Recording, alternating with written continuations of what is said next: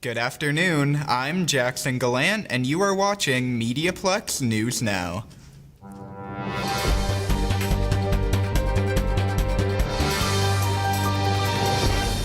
Here is Constable Sarah Werstein with our weekly Crime Stoppers update. The Windsor Police Service is currently investigating a suspected arson that caused approximately $1 million in damages to two new Amherstburg homes. On February 16th, shortly before 6 a.m., officers responded to an active fire in the 700 block of Elliott Point Road. A newly built home was engulfed in flames when emergency crews arrived. The home was fully destroyed in the blaze, and the roof of a neighboring residence sustained significant damage. The fire is being treated as suspicious. The structure was vacant at the time of the incident, and no one was physically injured in the blaze. Anyone with information is asked to contact the Windsor Police Arson Unit, or should you wish to remain anonymous, you can call Crime Stoppers by calling us at 519-258-8477, or you can submit a tip online at catchcrooks.com. I'm Police Coordinator Sarah Werstein. Windsor residents could be seeing more red light cameras around the city. Dale Kabukian tells us more. The City of Windsor is planning to add red light camera systems this year. According to the city, the additional 10 camera systems will be installed in the 296 signalized intersections. Councilor says the key reasons for installing red light cameras are to reduce collision, change driver behavior, and increase road and pedestrian safety. The first 10 red lights were installed in 2022 in intersections including Wyandotte Street East at Goyo, Wyandotte Street at Olette Avenue, University Avenue West at Crawford Avenue, McHugh Street at Clover Avenue. Behind the Wood Bar store is a business near Wyandotte at Olette where a red light camera systems were installed. According to one of its employees, having more red light camera systems in downtown would help change drivers' behaviors. Absolutely. I mean, it doesn't direct the business directly, but it does affect me as somebody who works downtown directly, right across from the red light cameras. There's a couple of intersections where people, due to construction, weren't paying attention to how things were originally. According to the City Council, the location of new camera systems will be based on analysis of recent collisions data as well as a review with the Windsor Police. For the MediaPlex, I am Dale Kabuki. The power of storytelling was on full display at a new event last week. Elliot St. Aubin has the details. Have you ever looked at someone and thought, I wonder what their life is like? Well, Lyanne Barakat and Lauren Bodie have the answer for you. They put on their first ever story swap, where you and a friend get to write about complete strangers. This kind of puts you in that position where you can actually write about perfect strangers in a room and they can write about you. Everybody here is going to go home with a character development booklet, so we all have to develop characters about each other and write them into stories. This whole concept was actually a dream of my friends, and we're like, you know what, let's make this a reality. We had no idea how it was going to go, and we couldn't be more proud of the turnout. Bodie said she took inspiration from her time in Ireland when coming up with the idea. If you meet a perfect stranger in Ireland, they'll very rarely ask you what you do for a living, right? In order to define that first moment when you're meeting someone. They'll often ask instead, what is your story? The story swap is open to everyone. You don't even need to be a writer, just creative. Alexander Newman and Rachel Gray, who came together to the story swap, said they aren't even writers. No, not in any really way. We are creatives in our own right, yes, but no, certainly not writers. This is definitely a new experience as well. If you're a writer interested in participating in the story swap, keep an eye out because they'll be hosting more later this year. For the MediaPlex, I'm Elliot St. Aubin. Our Saloni Chauhan sat down with Ward 3 Councillor Ronaldo Agostino. Today we have Ward 3 Councillor Ronaldo Agostino. What is your stand on the warming bus initiative in Windsor, sir? I think it's a fantastic idea, and thank you for having me today. I really appreciate it. I think the warming bus has been a great initiative. It's only 3 days old now. And in those 3 days, we've already had close to 70 people use this transitional overnight bus that has been keeping people warm and really bringing services to the people that need them. So I'm very happy to see it taking place.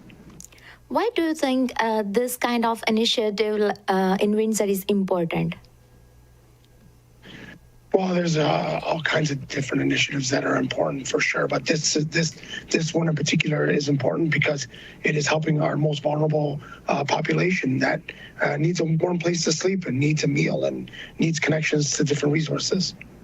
Yeah, sure. And what kind of changes are you hoping with this initiative? Well, I'm hoping that this initiative gets people off the streets and gets them to places that they need to be, because, it's you can't have people sleeping outside or sleeping on sidewalks or sleeping on benches. That people deserve better, and this initiative helps bring them to those better places. How can you summarize your message? I guess my summary would be, that we've got to meet people where they're at, and we've got to try and bring services to the people that can't get to those services, whether it's because of a distance or a disability or a mental health situation. I think what's most important is to get help to the people and get them to the help they need. Thank you so much once again. And we have been enjoying Ward 3 Councillor Ronaldo Agostino. For MediaPlex News, I'm Saloni Chauhan. With Leap Day right around the corner, Jesse LaRouche has a couple questions. In 2 days, it's Leap Day. And did you know we had one every 4 years? And the reason we have one is to correct the orbit of the sun so we don't run out of days. I didn't know any of this either. I had to Google it. So let's see if others are as clueless as I am. How often do leap years happen? Every 10 years? I believe every 4 years. Every 4 years. Do leap years have anything to do with frogs? They probably do at some point. Maybe the name's influenced? No, they don't. And if you were born in 2000 on Leap Day, how old would you be right now in leap years? 6, I think. What? 24. Pretty old, I think. And why do they happen? Because we decided that we need to do it.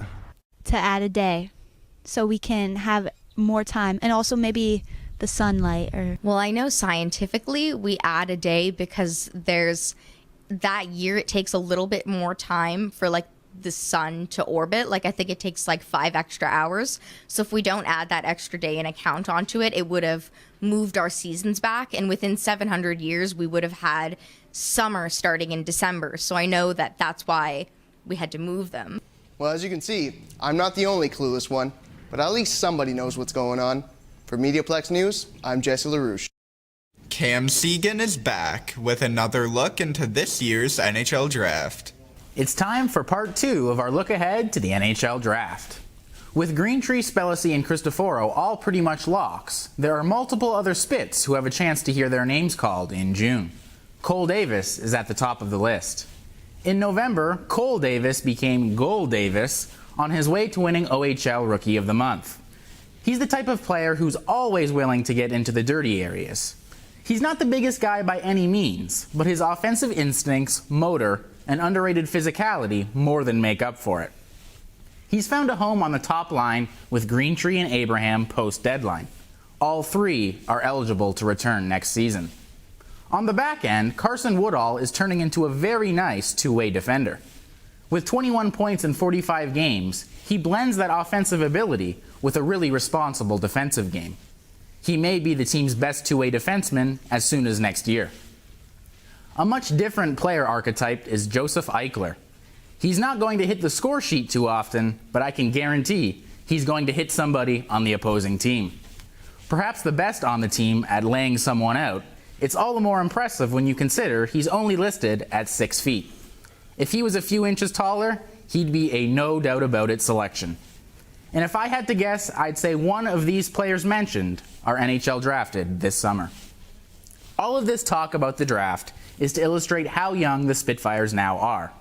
While they have found their footing late in the year, they look to be in a great position for the future because of how much production they bring back next season and beyond. And now on to weather. Tomorrow, it cools down a bit to a high of 12 and either flurries or rain showers, and then Thursday, we're right back to winter with a high of 4. Thanks for tuning in. I'm Jackson Gallant, and you have been watching MediaPlex News Now.